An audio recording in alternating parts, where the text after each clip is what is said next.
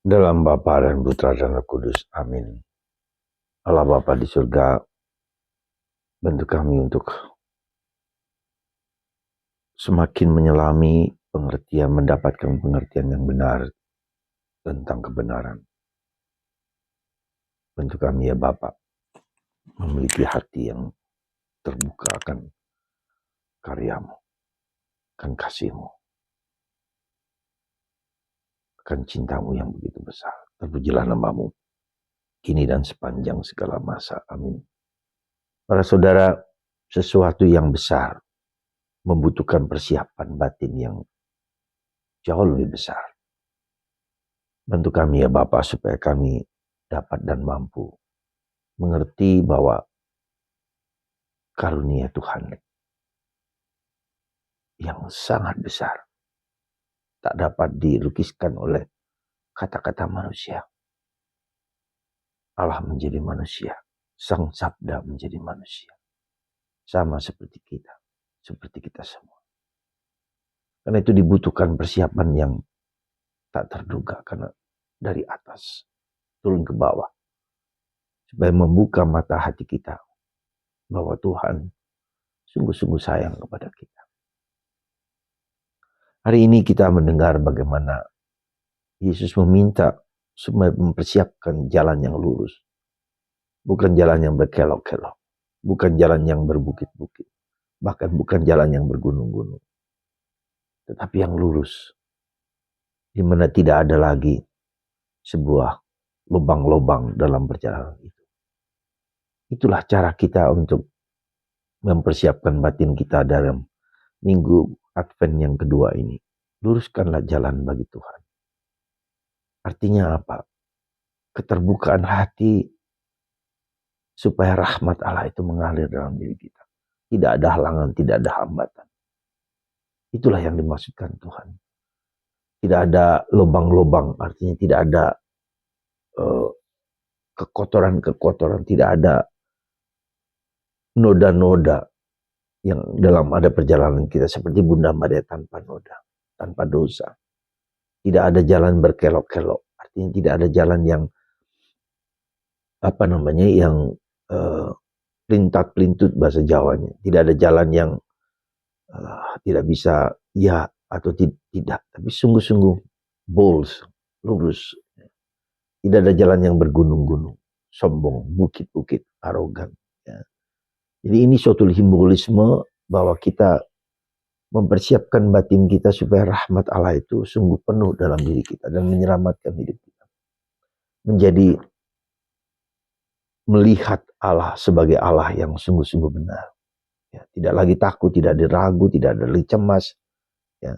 Tidak ada lagi penghinaan, tidak ada lagi penderitaan, tidak ada lagi kesulitan apapun untuk memahami bahwa Tuhan adalah segala-galanya bagi kita.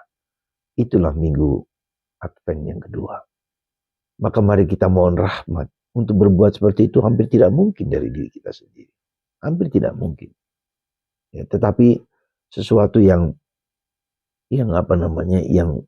kita mohonkan dari Tuhan. Dan Tuhan sendiri dengan mohon Roh Kudus supaya membimbing, menuntun, supaya hati kita hanya Yesus. Hanya Yesus saja, bukan yang lain. Tak ada yang lain yang dapat memberikan kebahagiaan abadi dan di dunia ini juga. Bukan hanya abadi, sekarang pun di dunia ini. Saya akan berikan contoh seorang, kisah nyata adalah seorang Libanon bernama Joseph Libroski. Ya. Dari keluarga miskin, mempunyai istri dan 4 anak. Dan dia ingin bahagia. Karena itu dia pergi ke London, meninggalkan istri dan anak-anaknya. Untuk berkarir dan akhirnya memiliki kekayaan yang luar biasa. Dia punya 5 bank di New York, di Bahrain, kemudian di London 2, kemudian Jenewa, dan seterusnya. Begitu kaya, apapun juga dia punya. Ya, kekuasaan juga punya, karena kekayaan punya kekuasaan, dihargai oleh orang-orang terpandang di dunia. Ya. Tetapi itu semua tidak dapat memberikan rasa bahagia pada dia. Maka pada suatu saat dia, Joseph Libroski ini ya, menghadapi kasus yang dituntut oleh seorang wanita, di mana dia telah bergaul dengan menggauli 1.000 wanita. Pada saat itu wanita itu menuntut dia dengan tuduhan pelecehan seksual. Dia sedih, dia susah, dia depresi, sungguh-sungguh depresi, ya, karena hartanya bisa habis. Tapi ada seorang temannya yang beragama Katolik mengatakan, pergilah kepada Yesus. Dan dia berdoa kembali seperti imannya yang semula yang dia tinggalkan. Dia kembali kepada Yesus. Dengan berdoa sungguh-sungguh, akhirnya dia apa? Dia bertobat dan masalah itu selesai. Terus dia bergaul dengan Yesus. Imannya yang hilang itu. Ya.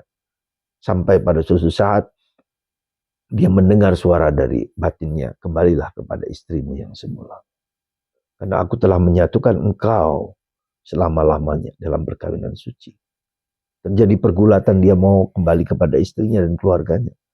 Pada akhirnya dia kembali ke Libanon. Lalu dia mohon ampun kepada istrinya dan anak-anaknya juga. Ya, si istrinya menerima, anak-anaknya menerima. Semuanya tanpa kecuali, bukan karena kekayaannya, bukan karena kehebatannya. Jadi kemudian apa yang terjadi? Ternyata istrinya dan anak-anaknya yang terus mendoakan dia. Sekali lagi terus mendoakan dia. Sehingga ia sungguh-sungguh menjadi kembali keluarganya, bersatu lagi. Dan saudara, itulah kebahagiaan. Kembali kepada Yesus. Menjadikan Yesus satu-satunya sumber kekayaan, sumber kebahagiaan kita. Natal adalah Tuhan yang mau memberikan kebahagiaan sempurna kepada kita. Sempurna kepada kita. Karena itu kita persiapkan batin kita dengan pertobatan. Dengan menyatakan bahwa Yesus adalah satu-satunya sang penebus, sang pencipta kita. Mari kita mohon ampun. Mari kita datang kepada Yesus dan mohon ampun kepadanya. Semoga Tuhan memberkati Anda dan mempersiapkan masa-masa Advent ini dengan sungguh-sungguh. Berkat Tuhan atas Anda semua dan kita semua. Bapa, Putra, dan Roh Kudus. Amin.